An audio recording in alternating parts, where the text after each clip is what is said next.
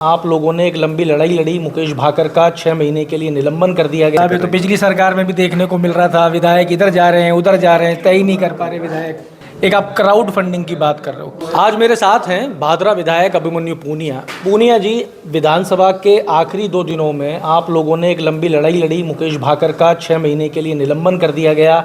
Double एजी मनीष पटेल ने कल इस्तीफा दे दिया है। क्या ये उस लड़ाई पे कुछ इम्पैक्ट पड़ेगा क्या? देखो, राजस्थान की विधानसभा में हमारे नेता प्रतिपक्ष टीकाराम जूली जी ने ये प्रश्न पूछा सरकार से, लेकिन इस प्रश्न पूछने के बाद जो हंगामा हुआ, जिस तरीके से विपक्ष के हम लोगों ने अपनी आवाज़ रखी और बिना बेवजह हमारे साथी को निलंबित किया गया, और उसके आप 1 महीने बाद देखोगे डबल एजी ने इस्तीफा दिया गया। सरकार की हार साबित होती है। आप जो बयान देते थे, इनके भाजपा के नेता, वरिष्ठ नेता जो बयान देते थे कि भाजपा में परिवारवाद नहीं है, तो उस परिवारवाद का ये उदाहरण आपको 6 महीने में देखने को मिला। और 8 महीने सरकार को हो गए। 8 महीने में सरकार ने परिवारवाद के अलावा राज्य के अंदर कुछ नहीं किया। आम गरीब किसान परिवार के लिए क्या ये लेकर आए? आज पूरे राज्य भर में बारिश से त्रासदी हुई, कोई इनका प्रभारी मंत्री नहीं गया। इनके जो मंत्री हैं उनको हेलीकॉप्टर नहीं दे रहे हैं। तो सरकार की व्यवस्थाएं डगमगा गई है। प्रभारी बयान से जो बयान दे रहे हैं, उन बयान से ऐसे लगता है कि वो एक तहसील के प्रभारी लगते हैं, बल्कि राज्य के प्रभारी नहीं लगते। ऐसे व्यक्ति को और इनको जो प्रभार मुख्यमंत्री जी असहज महसूस करते हैं प्रभारी से, तो आप देखोगे ब्यूरोक्रेसी हावी है। भ्रष्टाचार चरम सीमा पर है राजस्थान के अंदर। आज तक इतना भ्रष्टाचार हमने कभी नहीं देखा। तहसील से लेकर जिला स्तर पर और राज्य स्तर पर भारी भ्रष्टाचार, ब्यूरोक्रेसी हावी है। खुलेआम सरकार को चुनौतियां महसूस हो रही है। क्या आप मुकेश भाकर के निलंबन को चुनौती दोगे क्या अब? बिल्कुल, निश्चित तौर पर मुकेश भाकर जी का निलंबन जो हुआ, उसका लगातार पार्टी विरोध कर रही है, और लगातार चाहे सत्याग्रह के नाम पर हो, अनेक जिलों में उनका विरोध प्रदर्शन भी हुआ। और इसको पूर्ण रूप से हम चुनौती देंगे। जिस दिन सदन चालू होगा उसी दिन से ये लड़ाई हमारी जारी रहेगी। आपने कहा परिवारवाद की आप बात कर रहे हो। कांग्रेस ये कह रही है कि अगर कोई अपनी टैलेंट के दम पे किसी पोस्ट तक पहुंचता है तो किसी का ही बेटा हो, उससे क्या फर्क पड़ता है? आपके यहाँ भी तो परिवारवाद में बेटे पहुंचे ही हैं। आप मनीष पटेल जी को इस्तीफा कैसे देना पड़ा? अगर टैलेंट था तो आप भाजपा की जो बात है, जो भाजपा पार्टी जो कैडर अपना बताती है, उस कैडर की हम लोग बात कर रहे हैं। कांग्रेस पार्टी ने हमेशा मेहनती लोगों को आगे बढ़ाया है, चाहे वो नेता का बेटा हो सकता है, भतीजा हो सकता है, चाहे जिस व्यक्ति में काबिलियत है। और आम गरीब किसान परिवारों के नौजवानों को कांग्रेस पार्टी ने आगे बढ़ाया है। भाजपा में आम गरीब किसान परिवार के कहाँ नौजवानों को आज विधानसभा और लोकसभा की टिकटें मिल रही है? कंगना रनावत का एक बयान आया है कि जो किसान आंदोलन था उसमें बलात्कार होते थे, मार कर लाशों को लटका देते थे। इस तरीके इस बयान देखो, कंगना रनावत अपने आप में जिस प्रकार से एक सांसद होने के नाते जो बयान दिया, वो अशोभनीय बयान है। और किसान संगठन के साथ अनेक प्रकार के संगठन उनका विरोध करते हैं, और भाजपा पार्टी को उनको बर्खास्त करना चाहिए। जिस प्रकार से उनका बयान आया है, एक किसान कौम जो देश को सींचती है, उस पर उनका बयान देना, और अपने आप को इंदिरा गांधी, कंगना जी जो समझती है इंदिरा गांधी के एक उंगली की बराबरी भी वो कभी जीवन के अंदर को भाजपा पार्टी नहीं कर सकती। जिन नेताओं ने कांग्रेस पार्टी में प्रधानमंत्री रहते हुए अपनी जान गंवाई, उन नेताओं की बराबरी करने की दूर, उनके एक उंगली की बराबरी भी कंगना रनावत जी को नहीं कर सकते। और जो बयान सांसद होने के नाते उन्होंने दिया, अशोभनीय बयान है। एक किसान कौम के नाम पर बयान देना, उनको पहले भी चंडीगढ़ एयरपोर्ट पे जो हुआ, ऐसी घटनाएं कल को नहीं हो जाए। कंगना रनावत जी को देश के सरकार सुरक्षा देने का काम सबसे ज़्यादा करती है, और सबसे ज़्यादा जो असुरक्षित देश है, आम गरीब किसान परिवार अपने आप को असुरक्षित महसूस कर रहा है, उनको सुरक्षा कौन देगा? ऐसी परिस्थिति आज सरकार की हो चुकी है। साहब, एक ये बताओ, आपका राधा मोहन दास अग्रवाल से विशेष प्रेम नज़र आ रहा है। आप उनके ऊपर कई बार बहुत कुछ कह रहे हो, आप विरोध की भी बात कर रहे हो, लेकिन जो बयान राधा मोहन अग्रवाल आपके लोगों के लिए दे रहे हैं, आपके नेताओं के लिए दे रहे हैं, वही आपके नेता बीजेपी के नेताओं के लिए देते हैं। देखो, राधा मोहन अग्रवाल जी जो बयान है अपने नेताओं के लिए दे नहीं दे, उनकी पार्टी का अंदरूनी मामला है। लेकिन उन नेताओं के बारे में बोलना जिन्होंने इस देश को सींचा, इस देश के लिए अपनी जान गंवाई, संचार क्रांति इस देश में लेकर आए। जो बोल रहे हैं आज, वो जिस पर बोल रहे हैं वो क्रांति राजीव गांधी जी लेकर आए। और सचिन पायलट जी देश के नेता हैं। एक सवाल उन पर किसी पार्टी का कोई व्यक्ति उन पर खड़ा नहीं कर सकता। पूर्व मुख्यमंत्री राजस्थान के कांग्रेस के वरिष्ठ नेताओं पर जिस प्रकार का बयान दिया, बिल्कुल अशोभनीय बयान है। और वो बयान, उसकी कड़ी निंदा युवा कांग्रेस करता है। युवा कांग्रेस का हर साथी राधा मोहन जी को घेरने का काम करेगा और निश्चित तौर पर राजस्थान उनको छोड़ना पड़ेगा। किस तरीके से घेरेंगे साहब? बिल्कुल उनका विरोध, जहां राधा मोहन जी जिस जिले में जाएंगे उस जिले में युवा कांग्रेस के साथी विरोध करने का काम, राजस्थान के अंदर काले झंडे दिखाने का काम युवा कांग्रेस के साथी करने। पर बयान तो आपके नेता भी देते हैं, भाजपा के नेताओं पे बयान, इस तरीके के बयान देना, आप जो बयान दे रहे हो, धर्म जाति गुरुद्वारों मंदिर मस्जिद को बांटने का काम देश में किसने किया? भाजपा ने किया। और आज भी भाजपा कर रही है। जम्मू कश्मीर में आपको मुस्लिम याद आ गए, मस्जिद याद आ गई। कैसी परिस्थिति में जी रहे हैं इनको? भाजपा खुद नेताओं को वोट के अलावा कुछ नहीं दिख रहा। देश की जनता और राज्य की जनता राम भरोसे है और उनको छुट्टी करने के लिए आम चुनाव का इंतजार कर रही है। पूनिया जी, आपके डोटासरा जी कहते हैं घुटनों पे ला दूंगा, 5 साल सरकार नहीं चलेगी। आपके डोटासरा जी ने तो पर्ची सरकार ही नाम रख दिया।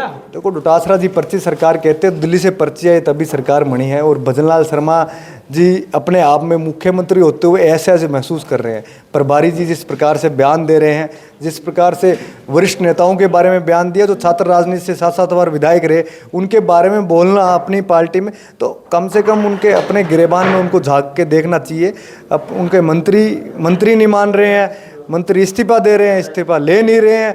ऐसी परिस्थिति आज राज्य के अंदर हो गई है। तो राज्य की जनता 8 महीने पहले जिन उम्मीदों के साथ सरकार बनाई, उन उम्मीदों को आज ठगा महसूस राजस्थान की जनता इस सरकार से। तो पिछली सरकार में भी देखने को मिल रहा था, विधायक इधर जा रहे हैं उधर जा रहे हैं, तय ही नहीं कर पा रहे विधायक। तो दोनों सरकारों की स्थिति, अपनी पार्टी में अपनी बात रखने का हक होता है। और वो हमेशा कांग्रेस पार्टी स्वतंत्र पार्टी में कांग्रेस के नेता ने स्वतंत्रता से अपनी बात रखी है और उस पर कांग्रेस पार्टी ने कार्रवाई भी की है। कांग्रेस पार्टी ने उस सवाल को पूरे ठोस कदम भी उस पर उठाए हैं। लेकिन भाजपा जिस प्रकार से 8 महीने के अंदर ही ऐसी डगमगाई हुई महसूस हो रही है, ऐसे इस्तीफे देना, 1 महीने पहले मनना और फिर प्रभारी का बयान आना और वरिष्ठ नेताओं के बारे में मुख्यमंत्री जी का ऐसा महसूस करना, ऐसी परिस्थिति आज राज्य में कैसे आम जनता महसूस करेगी? पूरे राजस्थान भर में आज आपदा आई हुई है, उस पर कोई बात करने को तैयार नहीं है, उन पर कोई मुआवजे देने को तैयार नहीं है। और आप बात कर रहे हो अपनी पार्टी में। हमने हमारी पार्टी में हमारी आवाज़ मजबूती से उठाई और हमारी बात को आलाकमान से सुना गया, कार्रवाई भी हुई। अब बारिश की बात कर लेते हैं। आप कह रहे हो अतिवृष्टि, सरकार कह रही है कि पहले की सरकारों में सूखा पड़ा करता था। ये तो भगवान को मानने वाले मुख्यमंत्री आए हैं तो इनकी वजह से इतनी बढ़िया बारिश हुई है, बांध भर गए सारे। बिल्कुल बांध भर गए होंगे। बांध भरने की बात हम नहीं कह रहे, हम उन किसानों की बात कर रहे हैं जिन किसानों ने फसलें उगाई, आज 100% खराबा हो गया। उनके मुआवजे की बात कौन करेगा? सरकार को करनी चाहिए, मंत्री प्रभारी को जाना चाहिए, संभालना। आपको जनता ने बनाया है और किसान कौम राज्य की प्रमुख कौम में से आती है। जब वो सरकार बना भी सकती है, सरकार गिरा भी सकती है। इस तरीके से पूरे देश भर में नरेंद्र मोदी जी को अगर किसी ने माफ़ी मंगवाई तो किसान साथियों ने मंगवाई थी। आपके जवाब आपके सामने है। 400 से 200 पर ले आए, 200 से 20 पर लाने में देरी नहीं करेंगे किसान को। एक आप क्राउड फंडिंग की बात कर रहे हो, क्या तो ये क्राउड फंडिंग काम करेगी और कितना टारगेट आप लेके चल रहे हो राजस्थान से कि इतना पैसा हम? देखो, पूरे देश भर में त्रासदी आई, उसके बाद राष्ट्रीय कार्यालय से जो आदेशानुसार पूरे देश में हमारे नेता राहुल गांधी जी की लोकसभा वायनाड, वहाँ पर 50 से ज़्यादा मकान को बनाने का काम पूर्ण रूप से युवा कांग्रेस करेगी। राज्य भर जिन राज्यों में भारी बारिश से त्रासदी हुई उनमें मकान को चिन्हित करके कुछ जगह मकानों को सहूलियत देने का काम और कुछ जगह नए मकान जो बीपीएल परिवार से भी नीचे आते हैं, कुछ जिनका बीपीएल कार्ड नहीं बना हुआ है, जिनको पीएम आवास का लाभ नहीं मिल पा रहा है, ऐसे व्यक्तियों को चिन्हित करके हम लोग उनके मकान को सहूलियत देने का काम करेंगे। वायनाड में होगा या राजस्थान में भी? पूरे देश भर में बिहार, राजस्थान, हिमाचल, जहां भारी त्रासदी हुई है बारिश से, घर बनाने का काम, जिन आम गरीब किसानों का घर दीवारें ढही है, घर ढहे हैं, उनको सहूलियत देने का काम युवा कांग्रेस। एक सवाल और साहब, सिर्फ बारिश में जो मकान ढह गए उनको ही, या सरकार के द्वारा जो मकान ढाए जा रहे हैं उनको भी इसके तहत मदद देने का काम किया जाएगा? देखो, जो बारी आपदा में उनके, सरकार तो मकान ढेने का काम अभी 8 महीने में चालू कर दिया है, तो आप देखो क्या हालत हो जाएगी। आज अभी 4 साल 6 महीने 2 महीने पड़े हैं, तो आप परिस्थितियां देख लो कि सरकार की क्या है राजस्थान के अंदर। और आम जन 25 से 5 पर चिरंजीवी कहाँ व्यवस्थाएं, पूरा आम जन बेरवा, पुलिस कांस्टेबल की हत्या हो गई, 5 दिन हो गए, कोई निर्णय सरकार नहीं ले पा रही। ऐसी परिस्थितियां देश राजस्थान के अंदर हो गई। शंकरलाल मेघवाल की हत्या हुई, मुआवजा देने में हिचकिचाना, तो ऐसी परिस्थितियां हो गई है कि एक जो वरिष्ठ जो सिस्टम जो चल रहा है इस राज्य सरकार का, कोई नुमाइंदा इस सरकार का बात करने के नहीं जा रहा है। पूरे आंदोलन, हर जिले में आज आंदोलन खड़ा हो रहा है। उदयपुर में जिस तरीके से मकान ढाया गया, उसको आप किस तरीके से देखते हो विधायक होने के नाते?